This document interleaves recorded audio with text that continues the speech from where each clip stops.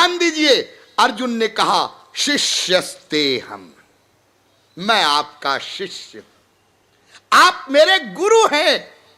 अर्जुन ने यह नहीं कहा आप मेरे रिश्तेदार हैं, आप मेरे मित्र हैं, आप मेरे अंशी हैं, आप मेरे स्वामी हैं, ना ना, आप मेरे गुरु हैं और मैं आपका शिष्य हूं। बताइए मैं क्या करूं? सम्मूढ़ चेता, क्या करूं?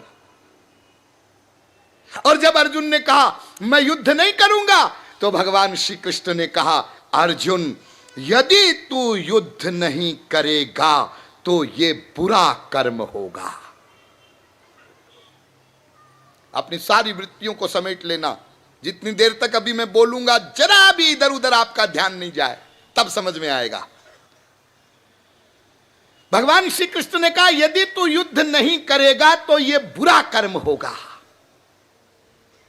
बुरा कर्म? युद्ध न करना यह बुरा कर्म है महाराज? हां, बुरा कर्म है। ये बात तुमकी कुछ नहीं। अरे गुरु की सारी बातें शिष्य को तुरंत समझ में आ जाए पूरी पूरी, तो गुरु शिष्य का नाता ही क्यों कायम किया जाए? नहीं समझ में आ सकती। जो दूरदर्शिता की बात होती है वो जनसाधारण के समझ में नहीं आती, बहुत समय बाद आती है। एक बड़ा रोचक प्रसंग है। एक बार गुरु नानक देव और अपनी संगत के साथ, साधकों के साथ एक गांव में गए। ओ सत्संग के लिए भ्रमण करते थे, तो ग्रामवासियों को समाचार दिया गया भाई नानक देव पधारे, आप लोग सत्संग में आइए। प्राचीन काल में कोई प्रचार प्रचार तो करना नहीं पड़ता था। हा? आजकल तो देखो हमारे यहां जो आयोजक बंधु बैठे हैं, इन्होंने लाखों रुपया खर्च कर दिया प्रचार करने में। हा? प्राचीन काल में ऐसा नहीं था। महात्मा लोग आते थे, किसी नगर के बाहर पेड़ के नीचे ठहरते थे और गांव के लोगों को पता चलता था तो सत्संग के लिए भागे आते थे। लेकिन ये गांव ऐसा विचित्र कि सत्संग करना तो दूर, नानक देव को और जो उनके साधक थे उनको उन्होंने भला बुरा कहना शुरू कर दिया। बन गए बाबा जी, कुछ काम न धाम, अब यहां आकर के बकर बकर करेंगे, अब इनको खिलाओ पिलाओ, इनकी व्यवस्था करो और इनका लेक्चर सुनो। कौन करे ये सब? हमको काम वाम नहीं है क्या? तो जो शिष्य लोग थे उनको बड़ा कष्ट हुआ कि इतने बड़े महापुरुष पधारे और ये गांव के लोगों को देखो क्या हो रहा। नहीं नहीं, हमको नहीं सुनना। तो नानक देव मुस्कुराए, कोई बात नहीं, अब ये ऐसे लोग हैं तो चलो आगे चलते हैं। जब जाने लगे तो कुछ वो उसी गांव के लोग आ गए, महाराज सुना है आप तो सिद्ध महात्मा है। तो ऐसा है कि कुछ आशीर्वाद देके जाइए ना। लो ये और ढिठाई, सुनने समझने कुछ नहीं आए और आशीर्वाद दीजिए ना। नानक देव मुस्कुराए, हाँ हाँ हाँ, ठीक है ठीक है ठीक है, बसे रहो, फलो फूलो, आबाद रहो। शिष्यों को बड़ा आश्चर्य हुआ कि ऐसे दुष्ट प्रवृत्ति के लोग हैं और नानक देव उनको आशीर्वाद दे रहे हैं, बसे रहो, फूलो फलो, आबाद रहो। लेकिन कोई शिष्य कुछ बोला नहीं। आगे गए दूसरे ग्राम में, वहां सत्संग शुरू हुआ, नगरवासी लोग आए, सत्संग होने लगा और सब लोग सत्संग का लाभ लेने लगे। नानक देव जाना चाहें, फिर नगर के लोग रोक ले, महाराज और कुछ दिन रुकिए, और कुछ दिन रुकिए। नानक देव ने कहा अब तो हमें विदा दो भाई, आगे भी जाना है। तो उस ग्राम के लोगों ने निवेदन किया कि महाराज आपने तो कृपा करने में कोई कसर नहीं रखी है। आपने हमको बहुत अमृत पिलाया है, लेकिन जाते जाते यदि आप कोई विशेष, आपका आशीर्वाद, आपकी कृपा। तो नानक देव ने कहा, हां, उजड़ जाओ, उजड़ जाओ, बिखर जाओ। सत्संग की महिमा सबने सुनी थी, संत की महिमा, उसकी आशीर्वाद की महिमा, सबने मस्तक झुकाया। इन्होंने कहा है जरूर कोई राज होगा, लेकिन जब आगे चले तो शिष्यों से रहा नहीं गया। शिष्यों ने कहा, गुरुदेव अब तो रहा नहीं जा रहा है, ये कैसा उल्टा आशीर्वाद। जिस गांव के लोग आपको सुनने समझने नहीं आए, उनको आपने ऐसा आशीर्वाद दिया, आबाद रहो, बसे रहो। और ये इतने सज्जन लोग, सत्संगी लोग, भक्त लोग, आपने इनको आशीर्वाद दिया उजड़ जाओ। ये कैसा आशीर्वाद, उल्टा। नानक देव ने कहा, तुम लोग समझे नहीं। अरे भाई देखो, पहले गांव में जहां हम गए थे, ये ठीक है, वो दुष्ट प्रवृत्ति के लोग थे, वो सत्संग की महिमा को नहीं जानते, वो बेचारे क्या किया जाए, उन पे दया करना चाहिए।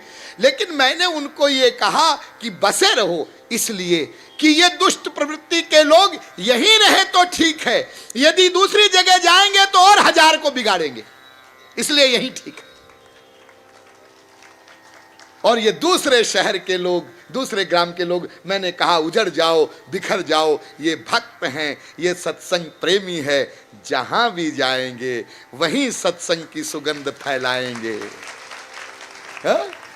ये जहां जाएंगे वहीं सत्संग करवाएंगे, दूसरों को सत्संग की महिमा सुनाएंगे और महिमा सिखाएंगे। इसलिए मैंने कहा उजड़ जाओ, उजड़ जाओ। और इसलिए यद्यपि देह का भान न हो, हम देह नहीं हैं, हम आत्मा हैं, हमारा ये शरीर है, फिर भी एक शरीर के अनुसार एक बात मैं आपको बताता हूं। आप लोग प्राय जानते होंगे, मेरा जन्म भी राजस्थान में ही हुआ है और शरीर राजस्थान का कहलाता है, और आप लोग भी इस राजस्थान में जन्मे। प्राय सब लोग यहां ऐसे होंगे। लेकिन एक बात, पहले दिन यहां पर जब हमारे कुछ आयोजक बंधु हमसे मिलने आए थे, वहां पर भी मैंने ये बात कही थी कि ये राजस्थान के जो राजस्थानी, जो मारवाड़ी लोग हैं, क्या ऐसा कुछ, ऐसा महापुरुषों का ऐसा प्रसाद है, ऐसी कृपा है, जो कुछ हो, लेकिन ये भारतवर्ष में और भारतवर्ष के बाहर जहां जहां भी, जिस राज्य में भी, जहां पर भी है, कोई भी सत्संग का कार्यक्रम होता है, कोई कथा होती है, उसमें मारवाड़ी न हो, उसका आयोजन मारवाड़ियों के द्वारा न हो, तो फिर वो आयोजन सफल नहीं होता, वो ठीक से नहीं होता। हाँ, ये बिखर गए, ये कुछ सत्संग की महिमा को जानने वाले बिखर गए। मेरा तो 25 साल का अनुभव है, पूरे भारत में मैं घूम चुका हूं। जहां पर भी जाना होता है, आयोजन करना होता है, तो वहां के स्थानीय नागरिक भी ये कहते हैं कि सत्संग करना है तो ये अमुक अमुक, ये समाज है, ये अग्रवाल समाज है, ये माहेश्वरी समाज है, ये ब्राह्मण समाज है, ये राजस्थान के 150 घर हैं, आपके लोगों से कहिए उनसे जाके मिले, वो सत्संग करवाएंगे। हाँ, और करवाते हैं। ये तो यहां तो सब वही भरे पड़े हैं, बाहर की बात मैं आपको बता रहा हूं। तो जो सूक्ष्म बात है, जो दूरदर्शिता की बात है, वो समझ में नहीं आती। अर्जुन भगवान श्री कृष्ण से कहता है, महाराज जब मैं, एक एक शब्द को कान से हृदय में उतारना, जब मैं युद्ध कर ही नहीं रहा हूं तो बुरा कर्म कहां कर रहा हूं। आपने बहुत गीता पढ़ी होगी, आज समझिए जरा। भगवान श्री कृष्ण कहते हैं, अर्जुन यदि तू युद्ध नहीं करेगा तो ये दुष्कर्म होगा, तुमको नरक मिलेगा। अर्जुन कहता है कि जब मैं युद्ध कर ही नहीं रहा हूं तो बुरा कर्म कहां कर रहा हूं। यदि मैं कोई बुरा कर्म करूं आप मुझे नरक दीजिए, लेकिन मैं तो कुछ कर ही नहीं रहा हूं, तो बुरा कर्म कहां कर रहा हूं? हाँ अर्जुन, कान खोलकर सुन, युद्ध न करना ये बुरा कर्म है। और आप लोग भी सब सुनो, कर्म न करना ये बुरा कर्म है। तू क्षत्रिय है, तेरी ड्यूटी है, तेरा धर्म है, तेरा कर्तव्य है अधर्म के खिलाफ युद्ध करना। जो अधर्म के पक्ष में खड़े हैं वो तो ताल ठोक रहे हैं युद्ध के लिए, और तू क्षत्रिय होकर के नपुंसक की सी बात करता है। बहुत जोरदार डांटा भगवान ने, इसलिए युद्ध नहीं करेगा तो यह बुरा कर्म हो जाएगा, क्योंकि तू अपने कर्तव्य से भाग रहा है, इसलिए तुमको नरक मिलेगा। अर्जुन ने कहा, ओ महाराज, आई सी, मैं तो जरा टेंशन में भूल ही गया था, अब समझ में आया कि मैं क्षत्रिय हूं, यदि युद्ध नहीं करूंगा तो यह बुरा कर्म होगा, तो नरक मिलेगा। लेकिन महाराज एक बात बताइए, यदि मैं युद्ध करूंगा तो क्या मिलेगा? बड़ी बुद्धिमानी का प्रश्न। देखिए, हम लोग कर्म करते हैं, आपने कभी सोचा? आपसे कोई पूछे, भाई आप क्या कर रहे हैं? पढ़ाई लिखाई की, बीए में किया, हाँ, उसके बाद सर्विस या बिजनेस, फिर क्या हुआ? फिर ब्याह किया, फिर क्या हुआ? 2 बच्चे हो गए, हाँ, फिर क्या हुआ? बच्चों को पाला, बड़ा किया, पढ़ाया लिखाया, हाँ, उसके बाद क्या हुआ? उसके बाद बच्चों का ब्याह किया, उसके बाद क्या हुआ? उसके बाद नाती पोते होंगे, उसके बाद क्या होगा? राम नाम सत्य होगा। क्यों जी? ये तुमने पढ़ाई लिखाई किया, व्यापार बिजनेस, शादी ब्याह, बेटे पोते नाती, ये सब तुम क्यों कर रहे हो? क्यों कर रहे हैं? अजी साहब, हमारे दादा ने यही किया, हमारे ताऊ ने यही किया, बाप ने यही किया, चाचा ने यही किया, मामा ने यही किया, अड़ोसी ने यही किया, पड़ोसी ने यही किया, सब यही कर रहे हैं। अच्छा, तो सब कर रहे हैं इसलिए तुम कर रहे हो? सब कर रहे हैं, उनकी देखा देखी तुम भी कर रहे हो? हाँ हाँ, सभी तो कर रहे हैं। ईमानदारी से एक बात बताइएगा, संसार में मूर्ख लोग अधिक होते हैं कि विद्वान? बुद्धिमान अधिक होते हैं कि अज्ञानी? तो आप लोगों को यह एडमिट करना पड़ेगा कि स्वामी जी, मेजॉरिटी तो मूर्खों की ही होती है। और आप क्या कर रहे हैं?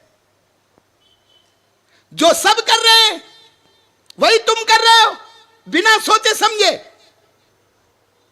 तुम्हारे कर्म का परिणाम क्या है, उस परिणाम को जाने बिना जो सब करने लगे उसी के पीछे तुम चल पड़े। इसलिए महापुरुष कहते हैं, दुनिया भेड़न की धसनी। यह संसार कैसा है? जैसे भेड़ों का झुंड। एक भेड़ आगे चली और पीछे वाली उसकी पूंछ में सिर दे के चली, आगे वाली गड्ढे में, सब गड्ढे में। तो अर्जुन ऐसा भोला नहीं है। अर्जुन कहता है कि महाराज, मैं युद्ध नहीं करूंगा तो नरक मिलेगा, युद्ध करूंगा तो क्या मिलेगा ये बताओ, फिर सोचूंगा। घड़ी नहीं देखना है, नहीं तो प्रसंग पूरा नहीं होगा, बहुत इंपॉर्टेंट प्रसंग है। तो अर्जुन से भगवान श्री कृष्ण कहते हैं, हतो वा प्राप्स्यसि स्वर्गम जित्वा वा भोक्ष्यसे महीम तस्मादुत्तिष्ठ कान्तेय युद्धाय कृत निश्चयः। अर्जुन, परिणाम सुन, यदि तू युद्ध के मैदान में मारा गया तो तुमको स्वर्ग मिलेगा, और यदि तू जीत गया तो पृथ्वी का राज्य मिलेगा। और दोनों में से एक बात जरूर होगी, यदि तू युद्ध करेगा तो या तो मरेगा तो स्वर्ग मिलेगा, या तो जीतेगा तो पृथ्वी का राज्य मिलेगा। तेरे दोनों हाथों में लड्डू है, इसलिए घबरा मत, उठ युद्ध कर। अर्जुन ने कहा महाराज एक प्रश्न का उत्तर और दे दीजिए। ये जो आप कह रहे हैं कि यदि मैं लड़ाई के मैदान में मारा गया तो स्वर्ग मिलेगा, स्वर्ग, तो क्या स्वर्ग में परम शांति है, परम सुख है, परमानंद है? बहुत बढ़िया प्रश्न किया अर्जुन ने। भगवान श्री कृष्ण गदगद हो गए। जब शिष्य बढ़िया प्रश्न करता है तो गुरु को प्रसन्नता होती है, और अंड बंड प्रश्न करता है शिष्य तो गुरु भी अपना सिर पकड़ के बैठ जाता है। तो अर्जुन ने पूछा क्या स्वर्ग में परमानंद है? तो भगवान श्री कृष्ण ने जो उत्तर दिया वो सुनिए। नहीं अर्जुन, स्वर्ग में परमानंद नहीं है, शांति नहीं है, सुख नहीं है। ते तम भुक्त्वा स्वर्ग लोकम विशालम क्षीणे पुण्य मर्त लोकम विशंति। उस स्वर्ग से तो पुण्य भोग के बाद फिर नीचे आना पड़ता है, और कुत्ते बिल्ली गधे की योनि में जाना पड़ता है। अर्जुन ने कहा तो फिर महाराज आप क्या तारीफ कर रहे थे कि तेरे दोनों हाथों में लड्डू है? ये दोनों हाथों में जो लड्डू आप बता रहे हैं, इन दोनों में जहर मिला है। स्वर्ग में भी सुख नहीं है, और मृत्यु लोक का तो मुझे अनुभव है, मैं राज्य कर चुका हूं, इसमें भी सुख नहीं है। लिहाजा दोनों ही अवस्थाओं में यदि मैं युद्ध करता हूं यानी अच्छा कर्म करता हूं तो या तो स्वर्ग मिलेगा या पृथ्वी का राज्य मिलेगा। यह भी निंदनीय है, बंधन कारक है। और यदि मैं युद्ध नहीं करता हूं, बुरा कर्म करता हूं तो नरक मिलेगा, यह भी निंदनीय है, बंधन कारक है। तो यदि हम अच्छा कर्म करेंगे तो भी बंध जाएंगे, बुरा कर्म करेंगे तो भी बंध जाएंगे, तो फिर मैं युद्ध क्यों करूं? भगवान श्री कृष्ण ने कहा बिल्कुल ठीक कह रहे हो तुम, यही मैं तुमको समझाना चाहता हूं। तू न अच्छा कर्म कर और न बुरा कर्म कर, दोनों मत कर। तू युद्ध कर, युद्ध कर, ऐसा भी मत कर, और युद्ध मत कर, ऐसा भी मत कर, ऐसा कर। अर्जुन ने कहा महाराज ये क्या पहेली है, प्लीज रिपीट। अर्जुन जो इस पहेली को बूझ लेता है वो कृतार्थ हो जाता है। तू युद्ध कर, ऐसा भी मत कर, और युद्ध मत कर, ऐसा भी मत कर, ऐसा कर।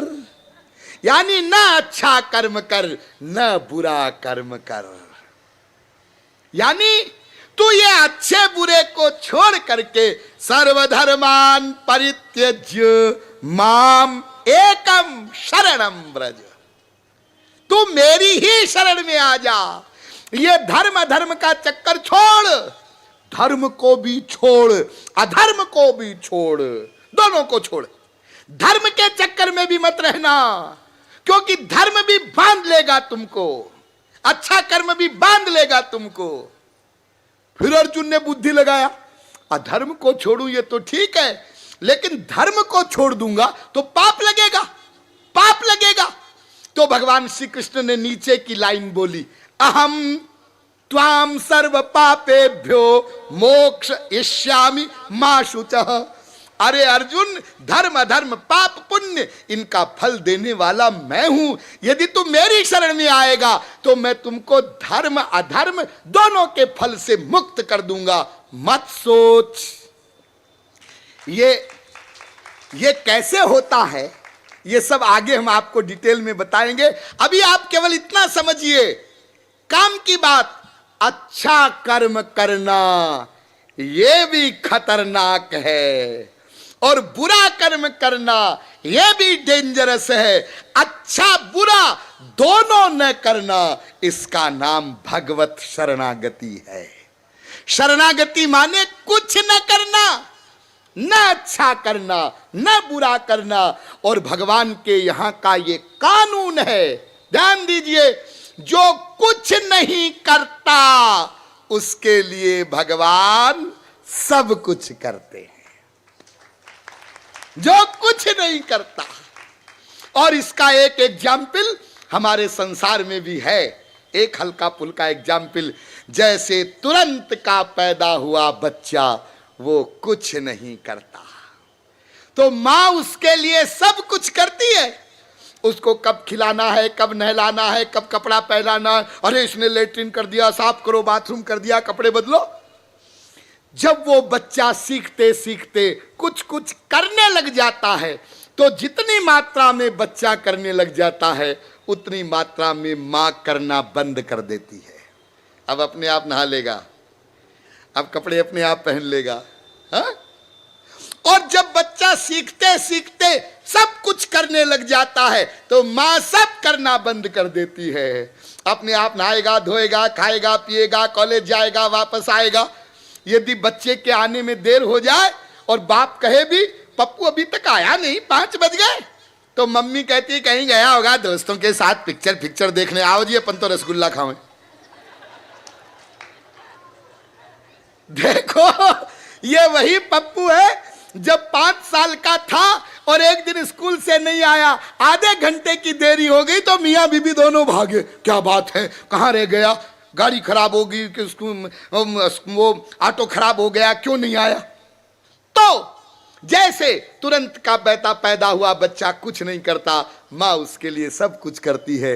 वो कुछ कुछ करने लग जाता है, माँ उतना करना बंद कर देती है। वो सब कुछ करने लग जाता है, माँ कुछ नहीं करती। ठीक इसी प्रकार से जब तक हम अपने आप को कर्ता समझते हैं, कर्तृत्व अभिमान से युक्त रखते हैं, मैं करता हूं, तो भगवान कहते हैं जा कर कर कर, तू भी करे मैं भी करूं, मैं खीर में मूसल क्यों करूं, तू अपने को कर्ता समझता तो कर। तो जब तक हम अपने को कर्तृत्व अभिमान से युक्त रखते हैं तब तक भी भगवान एक काम करता है। क्या काम करता है? मैंने आपको बताया है, हमारे भीतर बैठा हमारे प्रत्येक संकल्प को नोट करता है, उसका हिसाब रखता है और उसका फल देता है।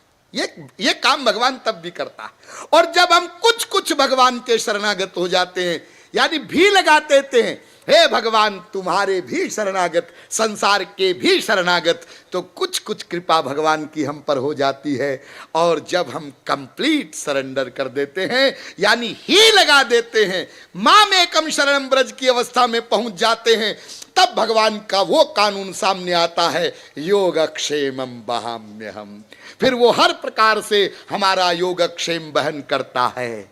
तो अब आप लोग भली प्रकार समझ गए कि भगवान के शरणागत होना माने भगवान की कृपा का मोल चुकाना नहीं, मूल्य चुकाना नहीं। भगवान के शरणागत होने का मतलब कुछ न करना, न अच्छा करना, न बुरा करना, और जो कुछ न करे उस पर फिर वो पूरी पूरी कृपा करे।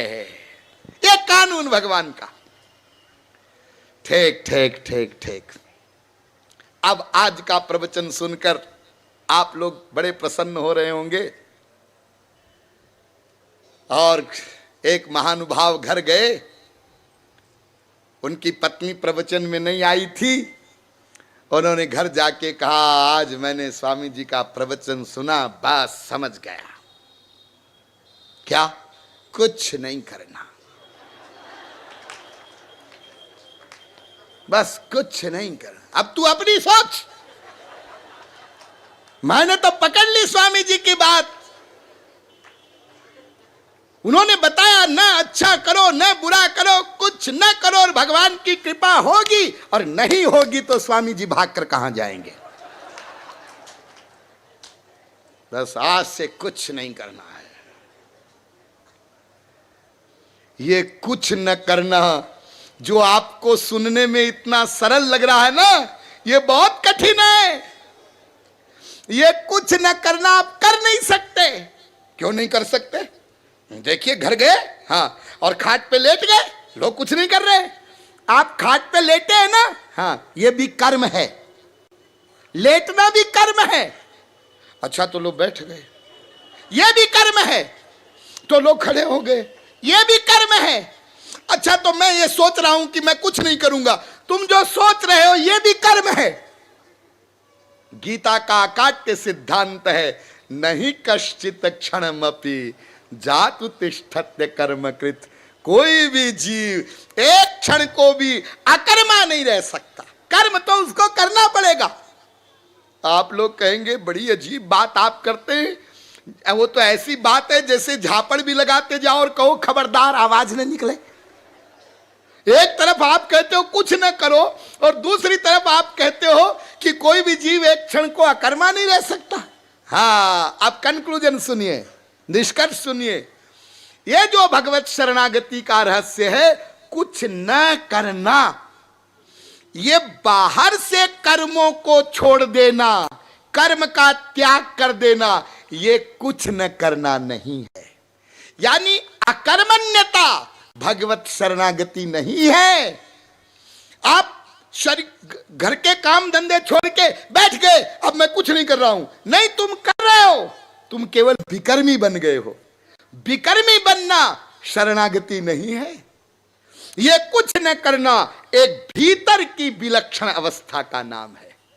आप बाहर से कर्म करते हैं, लेकिन आपके अंदर की अवस्था ऐसी हो गई है कि आप कुछ नहीं करते हैं, न अच्छा करते हैं न बुरा करते हैं। इसलिए कर्म का त्याग कर देना, शरीर से कर्म को छोड़ देना, अकर्मण्य बन जाना, ये भगवान की शरणागति नहीं है। तो अनादिकाल से हम लोगों को सब कुछ करने का अभ्यास पड़ गया है। ध्यान दो, अनादिकाल से हम लोगों को सब कुछ करने का अभ्यास पड़ गया है। इसलिए कुछ न करने वाली अवस्था पर पहुंचने के लिए अभी हम लोगों को बहुत कुछ करना होगा। अरे कम से कम इतना तो करना ही होगा, जब तक यहां प्रवचन चलेगा डेली 7 से 9 यहां आना होगा।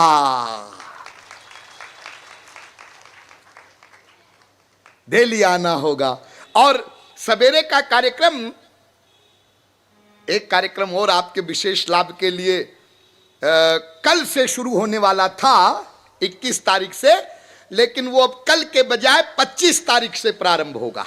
25 से तो प्रारंभ जो सवेरे का कार्यक्रम होगा उसमें भी आपको आना होगा, और तब आपकी समझ में आएगा कि हमें क्या क्या करना है। फिर वो करना होगा, तब कुछ न करने वाली अवस्था पर पहुंचोगे, तब भगवत कृपा होगी। इसलिए कल ठीक 7 बजे आप लोग यहां पधारेंगे। बोलिए श्री वृंदावन बिहारी लाल की।